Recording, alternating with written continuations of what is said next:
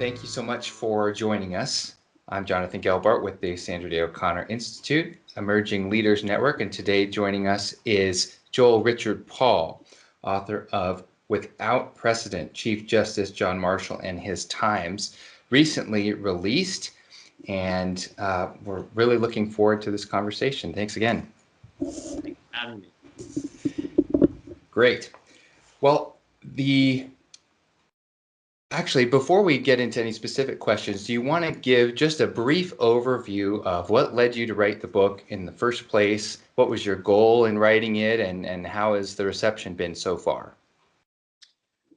Well, I started writing this book because I teach international law and constitutional law, and John Marshall is just such a major figure in the foundations of American constitutional law and international law, and I wanted to learn more about him. And really, it was of all of the members of the founding generation, there was no one who had a more enduring impact than Marshall has had on what our political and legal system is today. He had a really fascinating life, and a lot of his contributions to American life, particularly in the early days of the Republic, have been overlooked, I think, by a lot of other authors. He was not just a great Chief Justice, serving longer than any other Chief Justice, but he was also a patriot who fought in the Revolutionary Army. He was a major figure in Congress, a leader of the Federalist Party. He had a tremendously important role in American diplomacy. He was Secretary of State. And as Secretary of State, he oversaw the entire government during a period when John Adams was really absent from office. So I think that his contributions to American life have really been largely overlooked. And that was really the purpose of the book. That makes sense, and I agree. As I was looking into, when I joined the Sandra O'Connor Institute, I started looking into the history of the Supreme Court in some more detail, and I was just blown away by the contributions of John Marshall, who I feel like most people have never even heard of this guy, and yet he was a leading figure of the Revolution. So thank you for writing the book. Now, is this the first major biography written of him ever, or recently, or? No, there have been numerous biographies of him written in the past. They frankly have tended to be very lengthy and somewhat legalistic. Okay. I tried to write a biography that was more oriented towards a popular audience, that was a little bit more concise, and that tried to highlight more of his contributions outside of his contributions as Chief Justice. Okay, that makes sense. Yeah, as Secretary of State, that's certainly not something we see in our Supreme Court justices these days. Right. Well, he had a very unusual path to being Chief Justice. He'd had no real formal education to speak of. He was born in a two-room log cabin with 15 brothers and sisters. He came from a very poor family, poor background. He did not have the luxury that other founding fathers had of getting a formal education, but he had enormous innate intelligence. He was a great reader, and he was a very successful political figure who, through his personality, as well as his intellect, was able to have tremendous influence. Very good. So let's jump into the questions that I had sent you, and the first one was about the political realities that the Supreme Court has to deal with. So in theory, the Supreme Court should make all of its decisions based only on the Constitution, but it seems like in reality, to maintain political legitimacy in the eyes of the public, the court tends to balance strict interpretation with political opinion, unwritten norms, etc. And in going through the history of the Supreme Court, it seems to me that balancing act really became overt under John Marshall with Marbury v. Madison. And so can you tell us a little bit about Marbury v. Madison, that the way that John Marshall handled that situation to lay down this legal precedent without setting up a showdown with the Thomas Jefferson administration that could impact the court's legitimacy, and what can we learn from that whole situation today? Sure. Well, I think you have to step back and think about the context in which Marbury versus Madison was decided. At the time that Jefferson was elected, there was tremendous concern throughout the country that he was a very radical, disruptive figure. He was elected with support from a populist southern rural base that was very hostile to cities, to commerce. He had not been a supporter of the Constitution. He had been a supporter of the French Revolution, and he was closely associated with French revolutionaries. And so people saw him as a disruptive revolutionary figure. And the Federalists tried to secure their influence through the judiciary. They created, for the first time, courts of appeal, appointed 16 courts around the country, very quickly nominated and confirmed judges just in the month before Jefferson took office. And the Republicans, when they came to office, the first thing they set out to do was to get rid of these Federalists in the courts. They began impeaching judges. They repealed the 1801 Judiciary Act, which had established all these courts of appeals, and they fired all of the courts of appeals judges, which is of questionable constitutionality. One of the things that the Federalists had done to secure their influence was to appoint 42 justices of the peace in the District of Columbia. Now, this was a kind of this was really an example of patronage in which they were simply rewarding people who had been Federalist cronies and supporters. And so they appointed all of these justices of the peace in the District of Columbia, one of them being William Marbury. When the Republicans took office, Jefferson saw that not all of the commissions to these new justices of the peace had been delivered, so he refused to deliver those commissions. Marbury then files this lawsuit, not because he wants the position. He doesn't really need the position. He files the lawsuit to embarrass and to antagonize the Republicans. He's doing this purposely to challenge Jefferson's authority. And this puts the court in a very difficult position, because on the one hand, if they issue an order to the president that the Secretary of State, James Madison, has to deliver these commissions, they know that Jefferson and Madison are going to ignore the court's order. The court at the time did not have a co-equal relationship with the other branches of the federal government. The court was really thought of as a sort of constitutional afterthought. The court had never before challenged the authority of the executive branch.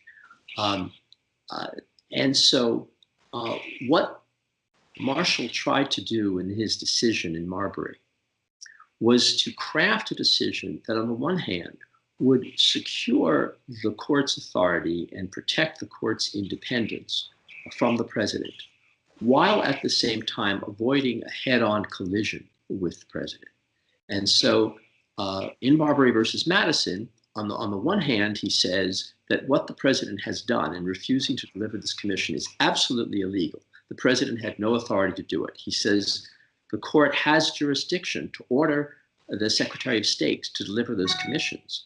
But, he says, that the court doesn't have jurisdiction in this particular case because of a flaw, he says, that exists in the 1789 Judiciary Act, which gave the court the authority to issue what are called writs of mandamus, so orders to the executive branch. Basically, he claimed that the writs of mandamus could only be filed in a lower level court. They couldn't be filed in the Supreme Court.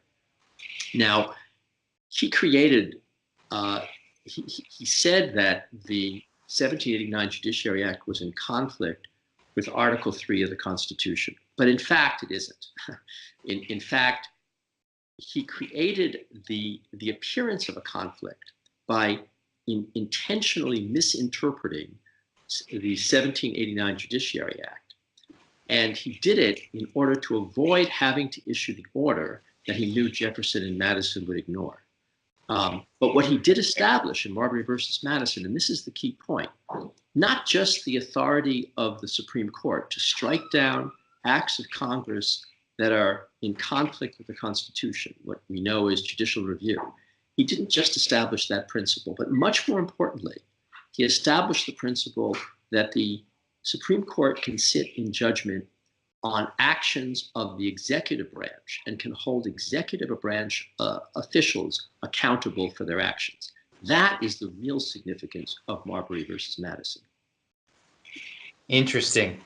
And you said here that he intentionally misinterpreted that conflict and manufactured this conflict essentially. And that when I first learned that, that kind of blew my mind that was happening so soon in the history of the Republic. You know, this is something that seems to me people are very concerned about today is the legitimacy of the Supreme Court, and if they make an order one way or another, the government is expected to follow it. Period. End of story. And yet, Marshall in 1803, when Thomas Jefferson is the president, is taking a step back and saying, well, we can't actually do what I think should be done because I know it's not going to happen. And so I just wonder if you could comment on that, just the fact that he was able to establish these precedents like you described in a way that's almost legally questionable, to say that he intentionally misinterpreted that's not how most Americans would view the role of the Supreme Court.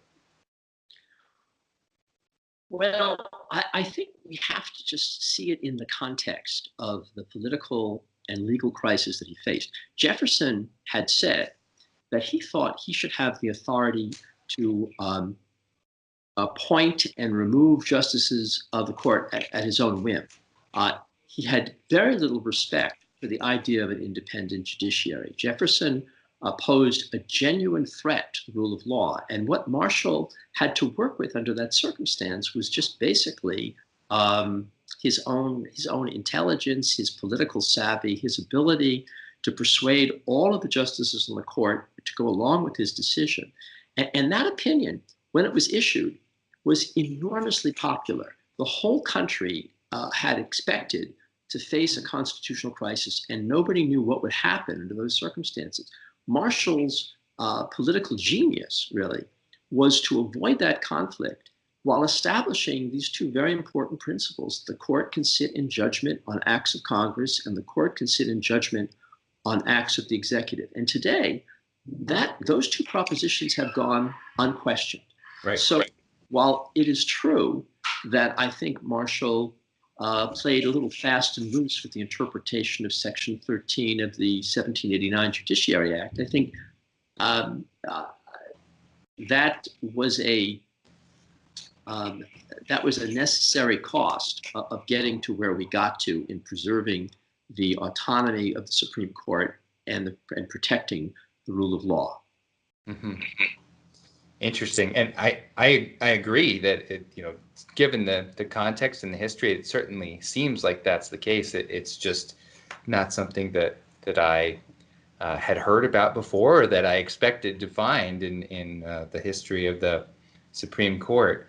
But we really do need to move on to other questions, but I want to ask a quick follow-up about what you said about Thomas Jefferson not respecting an independent judiciary. That, to me, is one of the foundations of the Constitution. The three branches of government, where there absolutely has to be an independent judiciary to protect the enforcement of the laws, according to the document. So what what do you think the,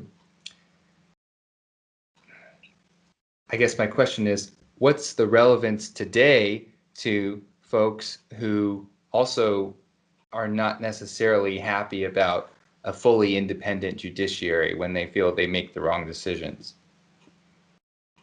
Right. Well, I think that stepping back a bit, at the time that Marshall took over this, as Chief Justice, the Supreme Court was of such little significance. They had no really important decisions in the first years of the court.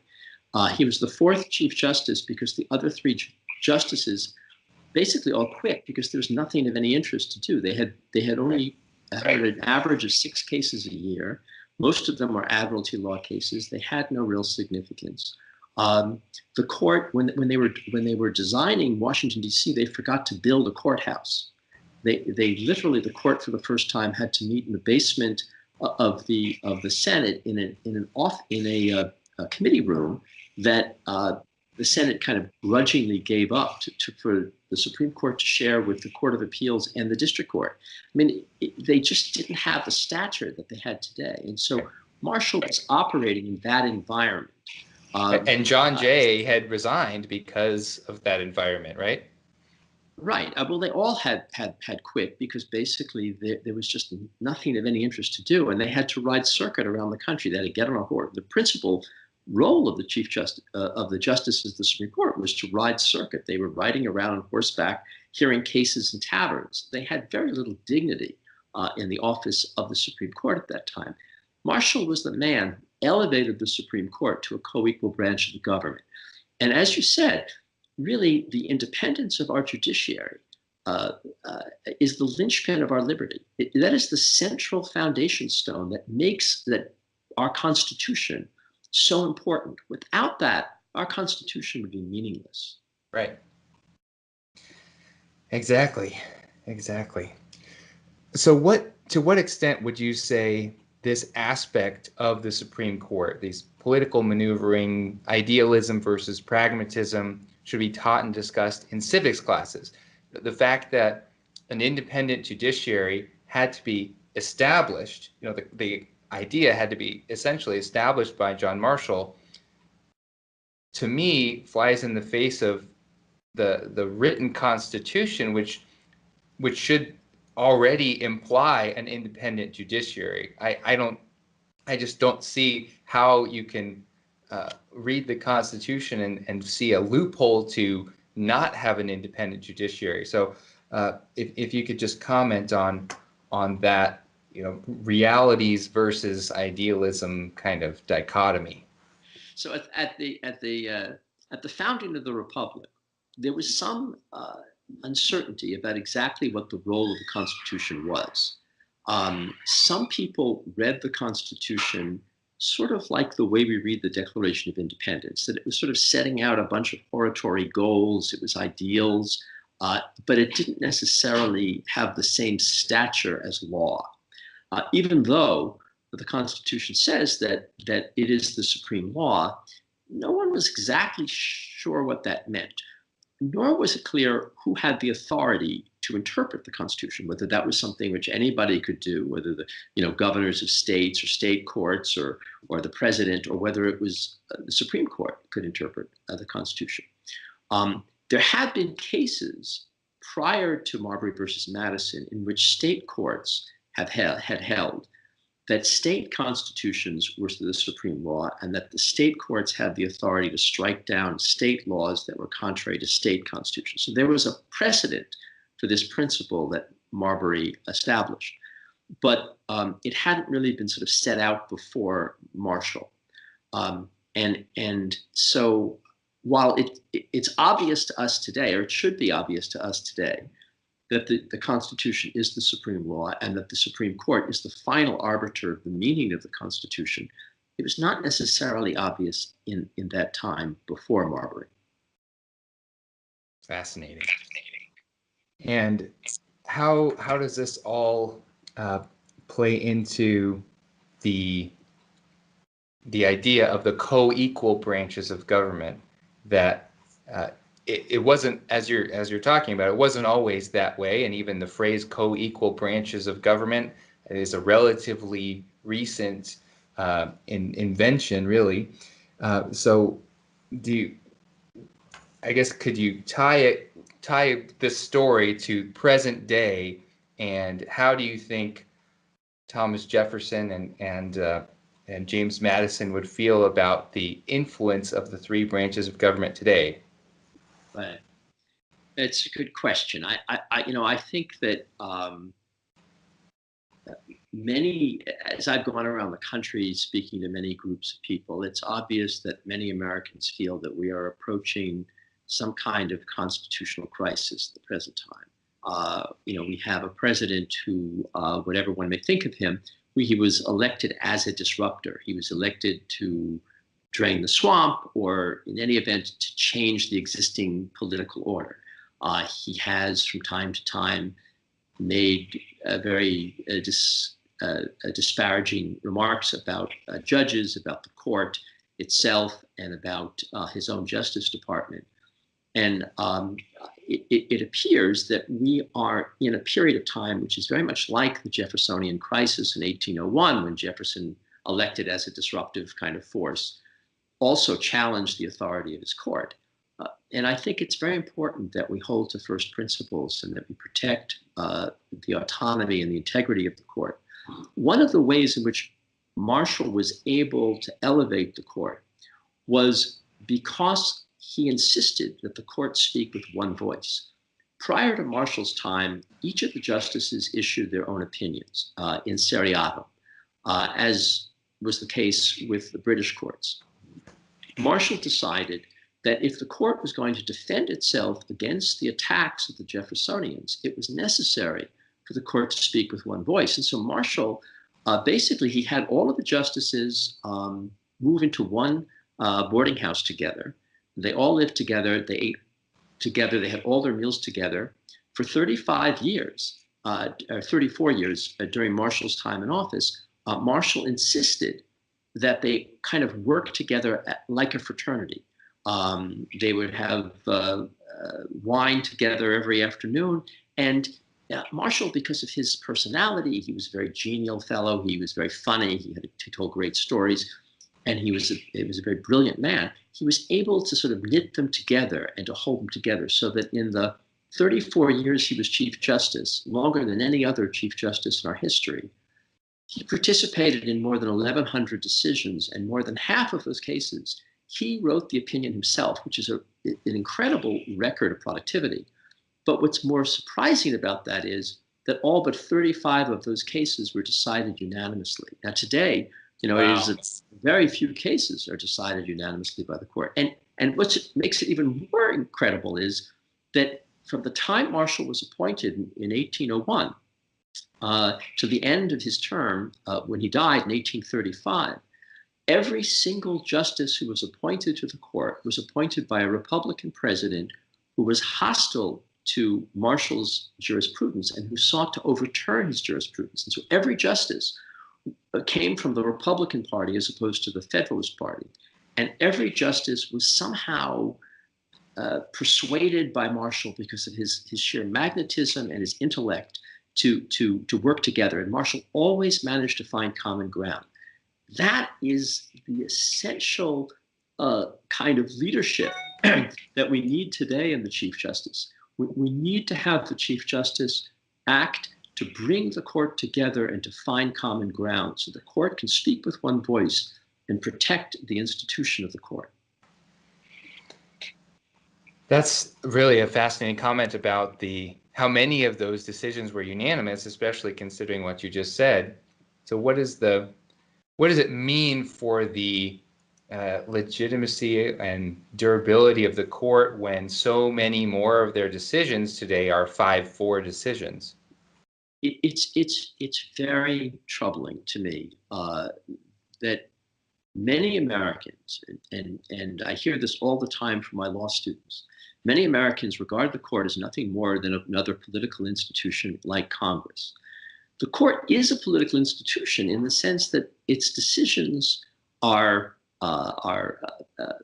influenced by people's political ideologies and have political consequences. But the court is not the same kind of political institution and should not be. The partisanship that has emerged on the court in recent years is deeply troubling. It is something which it just goes against the function of the court in our political system, and it is undermining the legitimacy of the court. It is very important that the court get back to a point of demonstrating some bipartisanship and try to find common grounds. Because if the court is nothing more than a reflection of the polarization that is taking place in American society today, we are in deep trouble. That's a good segue into my next question, which is, if young people out there, since we are a young professionals group targeting 18 to 35-year-olds, if there are young people out there today who are concerned about exactly that, how would you recommend they get involved and make a difference and try to help that situation? Well, that's a big subject. I think that obviously there's very little we as individuals can do to affect the court. But I do think that we as individuals can do things to affect the tenor of our society and the polarization that's occurred in our society. I think we have to make a genuine effort to try to reach across to people on the other side of our political divide, and to try to find common ground with people and to try to articulate values that are broader than partisan values. We care about our communities. We care about patriotism. We care about the rule of law. Those kinds of broad values that cross the ideological divide have to be the way that we frame questions and the way that we frame our dialogue. I think that it's equally important that schools insist upon teaching people critical thinking skills. What I see largely is that people have stopped reading newspapers altogether. They only rely on news sources that agree with their political opinions. They don't question what they hear. People have lost the capacity to really seek out the truth and think critically about what they're hearing from other people and what they're reading about on Twitter or Facebook.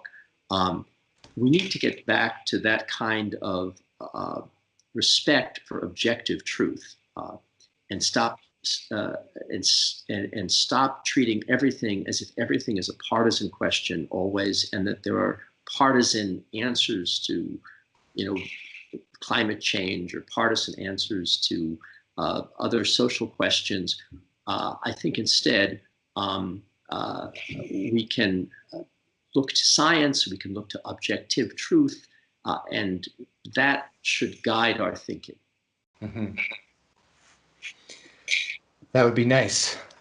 So we're going to have to wrap up here. So our last question is, what kind of influence would you say Sandra Day O'Connor had on the Supreme Court, and how is it relevant today?